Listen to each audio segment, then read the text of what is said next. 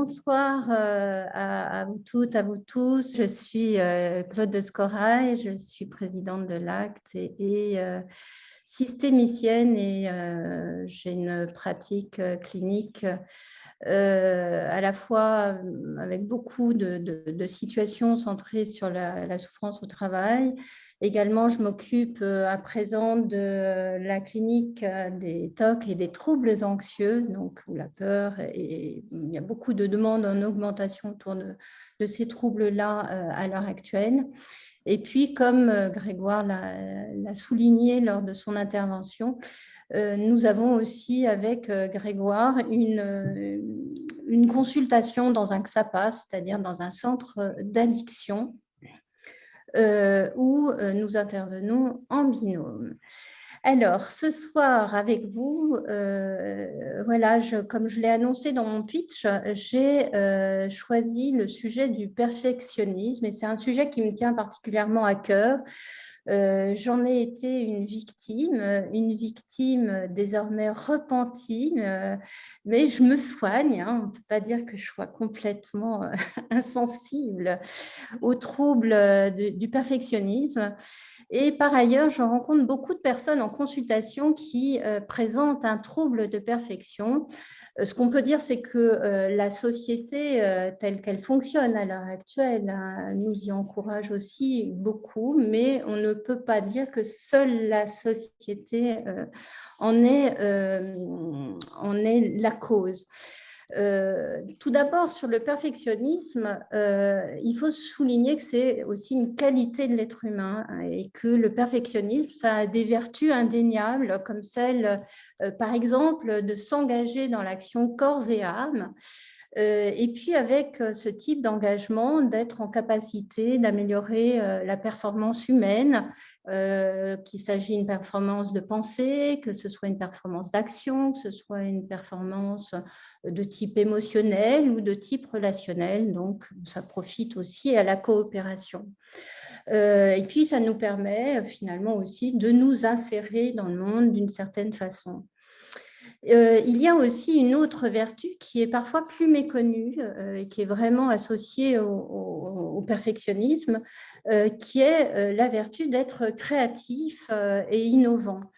Si on pense par exemple à Léonard de Vinci, à Thomas Edison, hein, ils ont pour point commun d'être perfectionnistes et évidemment d'exceller chacun dans leur domaine avec beaucoup de créativité. Mais si au cœur du perfectionnisme, il y a un désir du beau, il y a un désir du parfait, il arrive que ce désir, finalement, rencontre un versant de type pathologique, en cela qu'il peut accabler la personne qui en souffre en la condamnant à s'engager dans une recherche de performance parfaite, épuisante, décevante, et qui peut aller jusqu'à neutraliser chez elle toute tentative d'agir, comme si cette personne, à un moment donné, pouvait être vaincue dans sa croyance, en sa capacité d'atteindre son but de perfection. Alors, ça en soi peut être une bonne chose pour cette personne, mais ce n'est pas ce qui va se passer pour elle. Hein. À ce moment-là, c'est comme si elle constatait qu'elle était incapable de faire parfaitement. Et donc, c'est pour ça qu'elle va se retirer du monde, puisque s'y confronter, ce serait être au contact de son imperfection. Et donc, elle va, ce faisant, s'isoler dans un mal-être persistant. On va voir le mécanisme. Au début des années 90, Paul Václavic a écrit un article sur le perfectionnisme que vous pouvez retrouver dans un livre qui s'appelle Insight May Cause Blindness, qui a un recueil d'articles recueillis par Wendell Ray et Giorgio Nardone. Et donc, il y a tout un article sur le perfectionnisme.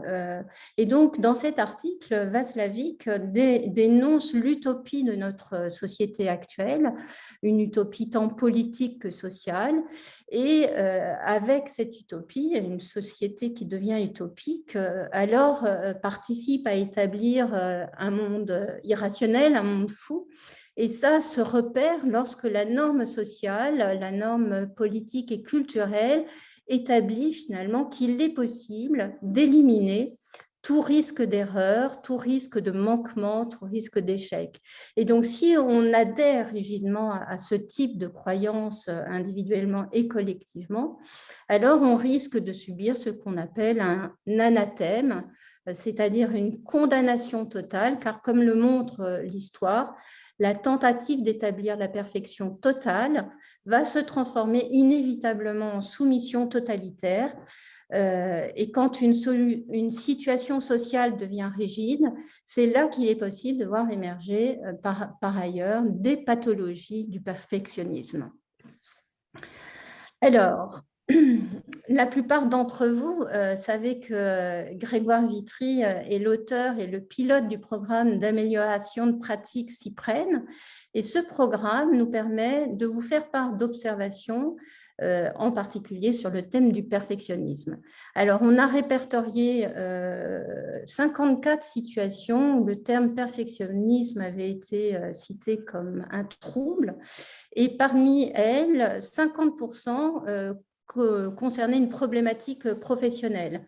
Alors, par comparaison, il faut savoir qu'on a 2500 cas dans notre base, donc 2500 situations, et un quart de ces situations sont liées à des problématiques professionnelles. Donc, on voit bien que le perfectionnisme semble du coup toucher, ce sont nos observations, plus particulièrement de manière très significative, la sphère du travail. L'émotion qui domine largement le trouble de perfection est la peur. Ce n'est pas l'unique émotion, mais vraiment significativement, c'est l'émotion leader. Et quand on regarde nos résultats en termes d'efficacité de traitement, on a 91% d'efficacité. Et l'efficacité porte sur une échelle du problème amélioré ou résolu. Alors, ce trouble, par ailleurs, de perfectionnisme n'est pas isolé, comme vous pouvez le voir à l'écran. Dans 65% des cas, il est associé à 2 troubles. Et dans nos observations, on voit, comme vous pouvez le lire à l'écran, un problème de confiance en soi, trouble phobique, épuisement, fatigue, doute pathologique, procrastination, obsession, TOC, trouble panique, et j'en oublie, obsession. Font partie des troubles associés au perfectionnisme, aux troubles de perfectionnisme. Comme vous le savez, nous pratiquons l'approche systémique et stratégique, et donc on accorde évidemment de l'attention aux tentatives de solutions redondantes que d'ailleurs Dominique à laquelle Dominique a fait référence tout à l'heure. Et donc, les tentatives de solutions redondantes qui sont présentes chez les personnes atteintes de ce trouble, en première, comme vous pouvez le lire à l'écran, c'est vouloir contrôler un comportement ou sa façon de se comporter. Donc là, on voit une conduite de contrôle et comme c'est une tentative de solution redondante qui participe à faire perdre le contrôle. Mais comme vous pouvez le voir à l'écran, si évidemment ça indique un trait obsessionnel dans le trouble, en même temps, on trouve des situations où des conduites d'évitement sont présentes et on va voir ça un petit peu plus tard. Alors, le fil conducteur de mon exposé va être de cheminer du trouble pathologique de la perfection au processus de perfectabilité. Donc, je vais tout d'abord revenir sur ce que recouvre le terme perfection d'un point de vue étymologique. Et puis, j'exposerai les caractéristiques d'un profil perfectionniste et et également les caractéristiques perceptives. Nous verrons que le focus perceptif d'un perfectionniste est orienté dans la relation de soi à soi. Nous examinerons la règle qui régit le comportement d'un perfectionnisme et nous allons voir qu'il y a une modalité binaire qui est présente. Et puis, je vous exposerai nos dernières recherches. Grégoire en a parlé un petit peu tout à l'heure, qui d'ailleurs font l'objet d'un article de recherche et qui mettent en évidence un continuum pour traiter finalement les troubles psychopathologiques avec lesquels nous parvenons à être plus efficaces et efficients. Et évidemment, ça nous intéresse, et je vais l'illustrer, sur le trouble de perfection. Et puis, on va voir comment il est possible de remettre au premier plan l'apprentissage au service d'un processus vertueux de perfectibilité. Et puis, je vais vous indiquer quelques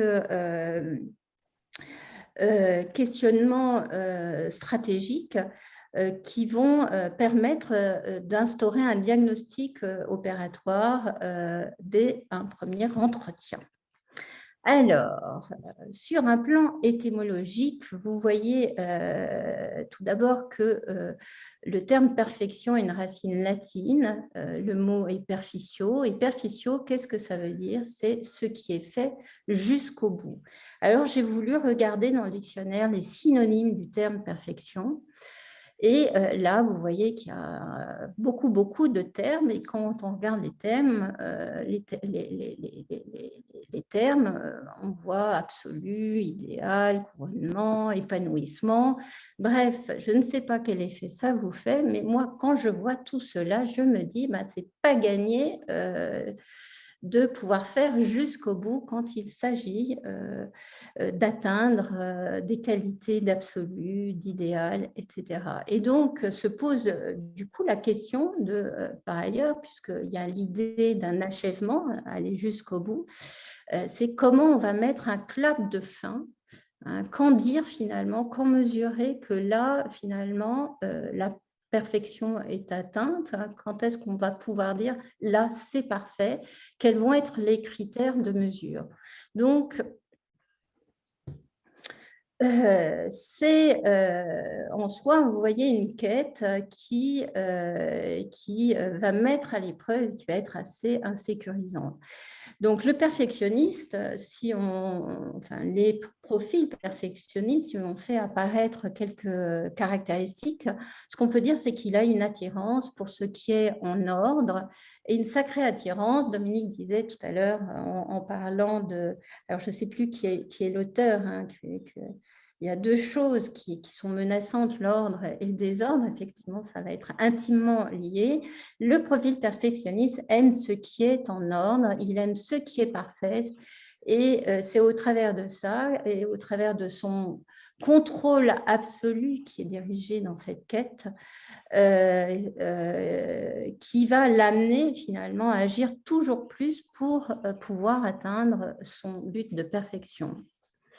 Alors, il y a une exigence de perfection dans la relation de soi à soi. Ce qui va gouverner le comportement, ça va être ce dépassement de soi vers cette quête qui est de toucher un idéal, donc une quête d'absolu, une quête d'excellence, avec cette exigence individuelle de résultat, puisque les attentes, c'est être l'auteur, donc produire du parfait. Donc, on peut dire que finalement, il y a comme un maître intérieur qui gouverne le comportement de la personne avec autoritarisme, puisque la personne s'est appropriée, en fait, s'est appropriée à un moment donné cet idéal. Et donc, ce qu'un tel profil attend de lui-même, ça va être, par exemple, de prendre la décision parfaite, de faire à la perfection ou d'avoir à la perfection un raisonnement, donc un raisonnement parfait. Ça peut être d'avoir un corps parfait, ça peut être d'avoir une maîtrise émotionnelle parfaite, ça peut être d'être parfaitement en relation, ça peut être de construire un monde au sein duquel tout est en ordre et parfait, et où par ailleurs l'erreur est complètement neutralisée, donc l'erreur est absente. Alors, la règle de comportement qui finit par être présente repose sur un principe de tout ou rien. Donc, d'une certaine façon, tant que ce n'est pas parfait, ça ne vaut rien. Soit la personne va se dire, soit je réussis, soit je rate, soit c'est 1, soit c'est 0. Donc, on voit bien qu'il y a quelque chose de très binaire qui est présent. Et donc, ce type de personne va mesurer, soit la personne mesure finalement qu'elle y est parvenue, hein, elle a réussi, et elle va ressentir un plaisir intense, mais intense comme un joueur qui gagne au casino. Et voilà, et tout d'un coup, hop, il est plein de valeur. Hein, la personne vaut quelque chose au travers de ce qu'elle obtient. Ou soit cette personne va mesurer que sa performance n'est pas aussi bonne que celle qu'elle avait imaginée. Et dans ce cas, elle va éprouver une frustration, voire un accablement d'avoir raté, qui ébranle son identité et ce qui l'amène à désirer, vouloir se refaire.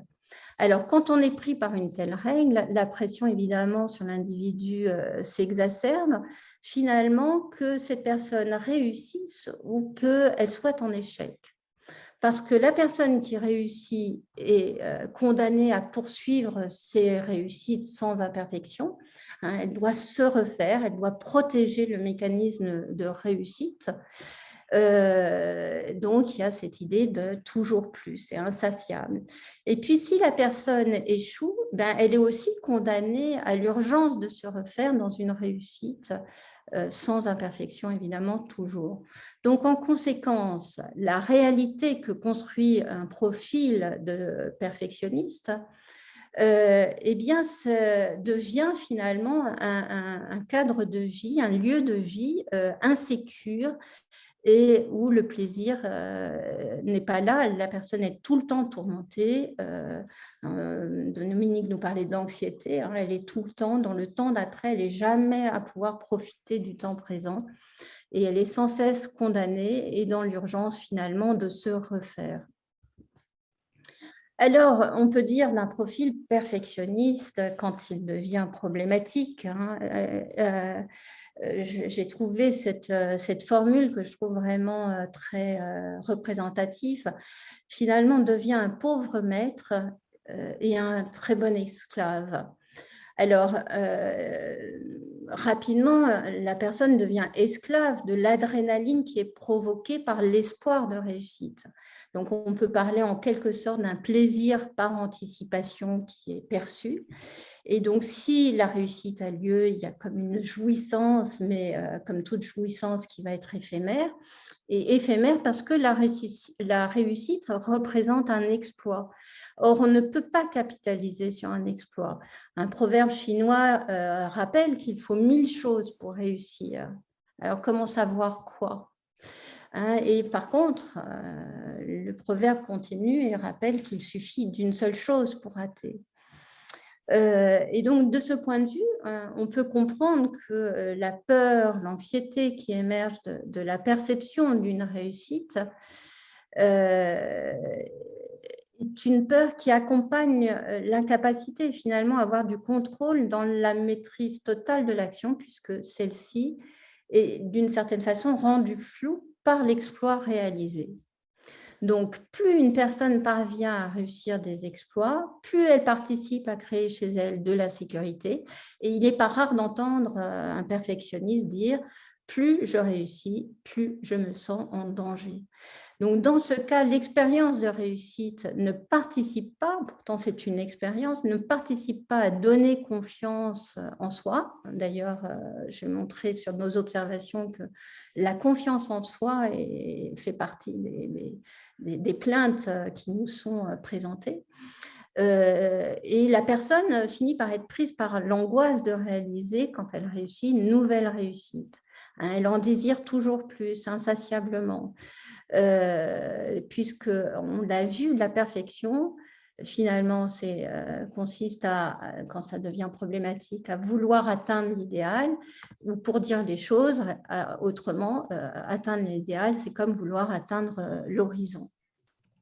Alors, quand la personne échoue à réussir parfaitement, là, dans ce cas-là, il y a une grande douleur qui va émerger par la perte déjà symbolique finalement de ce que cette personne croyait pouvoir posséder via son engagement dans l'action. Donc, si elle ne parvient pas à la perfection souhaitée, ce qu'elle produit finalement dans son action, hein, ne vaut rien. Et donc, son rapport au monde s'ébranle et peut finir par ne plus rien valoir. Et en conséquence, au fur et à mesure de ses échecs, hein, qu'elle perçoit comme tels, elle va finir par douter de sa valeur et avoir in fine, quand ça s'aggrave, la certitude de ne rien valoir. Et même si elle reste performante, ça on le voit bien dans le boulot, j'ai vu un médecin hier, par exemple, qui disait, ben voilà, je pense que je ne vaux rien, malgré le fait qu'objectivement, voilà, j'ai un métier qui m'a plu, j'ai fait des études, je suis valorisée dans ce que je fais, mais c'est le syndrome de l'imposteur, malgré certains faits qui le contredisent.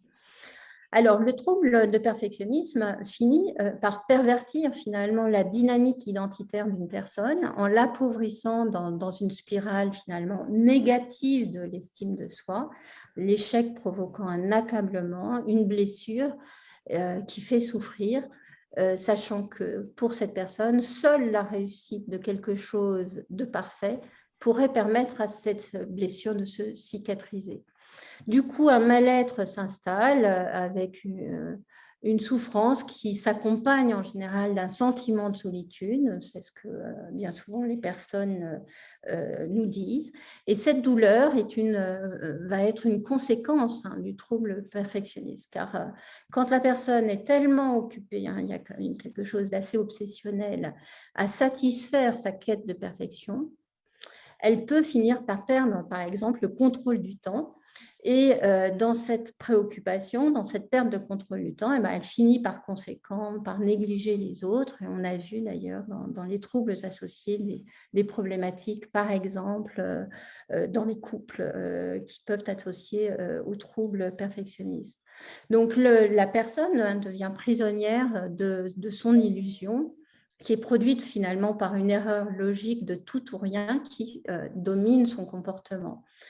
Et donc, du coup, il y a une carence de plaisir qui se creuse et en parallèle, une peur, une anxiété grandissante qui envahit la personne au rythme de ces différents constats d'impuissance à son désir de perfection.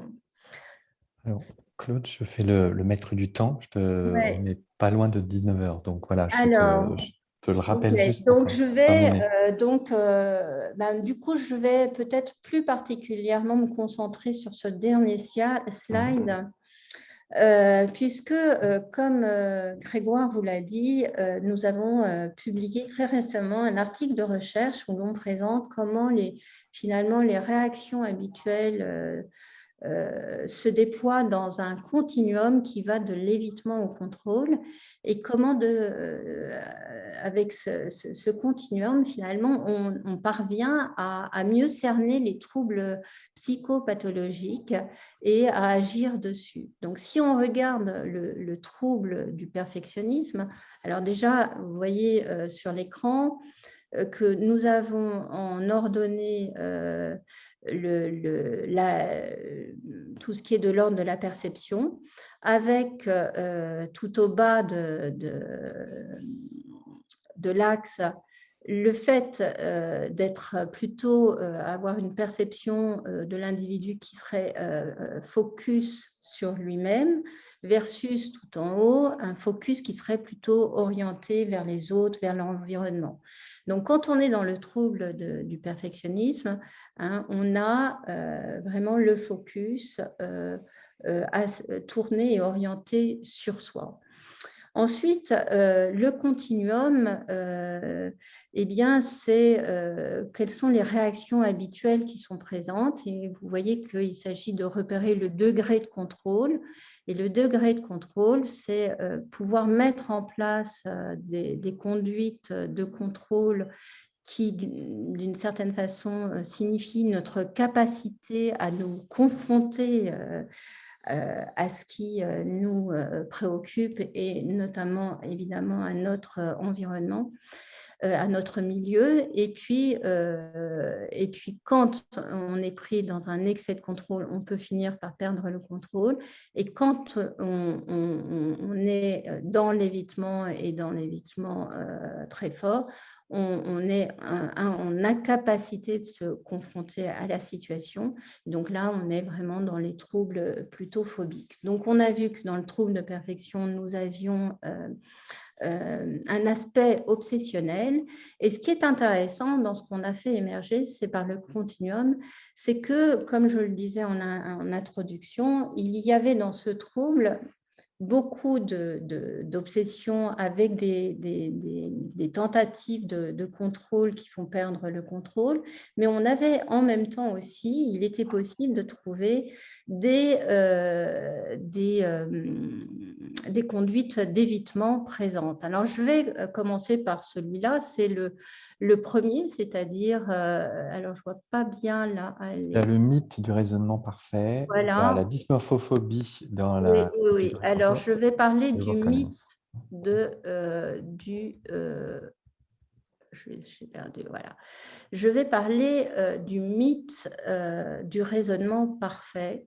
Et donc là, vous voyez que le socle qui va sévir va être un socle d'évitement. Donc, la personne a l'obsession de la perfection. Elle veut obtenir un résultat parfait et notamment, elle cherche à obtenir un raisonnement parfait, un raisonnement objectivement cohérent, le plus parfait possible.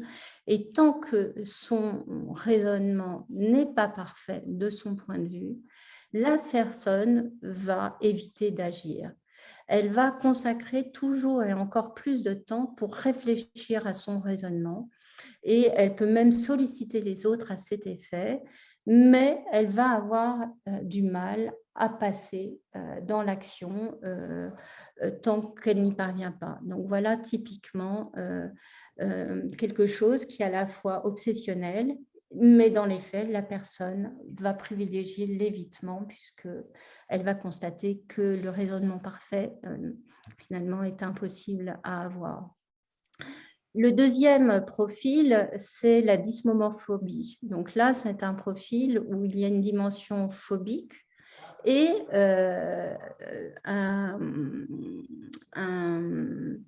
un côté obsessionnel en réaction. Donc, qu'est-ce qui se passe? La personne a peur d'une imperfection. Ça peut être un nez pas comme il faut, par exemple. Et donc, ça va hanter cette personne. Et comme ça la hante, ça va l'amener à contrôler et donc à aller consulter, par exemple, des chirurgiens pour procéder à une chirurgie esthétique. Et dès que ça va avoir lieu, elle va de nouveau se retrouver confrontée face à une nouvelle imperfection potentielle et elle va faire de la chirurgie esthétique à répétition. Donc, elle va consacrer toujours plus de temps pour aller finalement dans le détail et voir si elle peut, d'une certaine façon, se protéger à l'aide d'actions, donc là, en l'occurrence, de chirurgie, l'imperfection redoutée. Et puis, on a le trouble obsessionnel, on va dire classique, où là, dans ce cas-là, la personne est orientée vers son but de perfection. C'est une fin en soi qui l'anime, une attirance, et elle va s'engager toujours et encore plus dans l'action, et elle va finir à un moment donné, quand ça devient pathologique, évidemment, par perdre le contrôle. Et par exemple, beaucoup de formes de workaholisme sont en relation avec ce type de trouble obsessionnel pur. Alors, pour conclure, tu me dis où tu veux aller sur le oui, slide? on va aller Ah, pour hop là. conclure. Ça te va celui-là ou comment? C'est le dernier slide. Ouais, c'est bon alors. Voilà. Alors, pour conclure, donc, ce qu'on a vu, c'est que le trouble de perfectionnisme, dès lors qu'il devient problématique, contribue à faire d'une personne un pauvre maître, mais un bon esclave. Un bon esclave car la personne est condamnée à en faire toujours plus, et un pauvre maître parce qu'elle souffre en quelque sorte d'une maladie de l'esprit qui la rend prisonnière de cette illusion qui consiste à croire possible, voire même obligatoire pour elle, de produire quelque chose de parfait, que ce soit au niveau de ses cognitions, au niveau de ses émotions, au niveau physiologique ou au niveau de sa manière, par exemple, de produire du travail, d'être performant, d'être parfaitement performant. Or, poursuivre ce qui est inatteignable, évidemment, va rendre impossible ce qui pourrait être réalisable et va donner place à bien des déboires. On voit le burn-out, la dépression sévère, le doute pathologique et d'autres troubles obsessionnels présents. Donc, on a vu que ce trouble avait évidemment une caractéristique obsessionnelle, mais que la dynamique de la structure pathologique que je viens de vous présenter pouvait avoir un socle phobique et ou un socle obsessionnel. Et donc, si on parvient à mieux diagnostiquer cette dynamique de comportement, la structure du comportement, ce que Giorgio Nardone appelle le système de perception-réaction, cela nous permet d'avoir une meilleure compréhension du trouble et en conséquence d'être amené à calibrer une communication plus efficace pour mobiliser une personne dans une logique d'apprentissage où l'erreur trouve sa place. Rappelez-vous le proverbe chinois, il faut 1000 choses pour réussir et une chose pour rater. Et du coup, on apprend mieux, on peut mieux tirer profit de ses erreurs que de ses réussites. Donc, l'erreur trouvant sa place, on peut mettre en place des capacités adaptatives fonctionnelles et comme on est en capacité de se corriger, eh bien, ça devient sécurisant. Et évidemment, on fait tout ça en tenant compte de la position de la personne, puisqu'une personne, même si on sait bien qu'in fine, il faudra qu'elle en fasse moins, si on veut la mobiliser, il faudra recadrer sa perception pour faire mieux et la mettre au défi de faire mieux en recadrant finalement la logique qui la gouverne dans une logique où soit elle réussit, ce qui lui plaît, soit elle apprend. Et donc là, vous voyez, comme elle apprend, donc il y a la réussite de l'apprentissage et finalement, de cette manière-là, on recadre et on recadre finalement l'erreur comme étant une source d'apprentissage.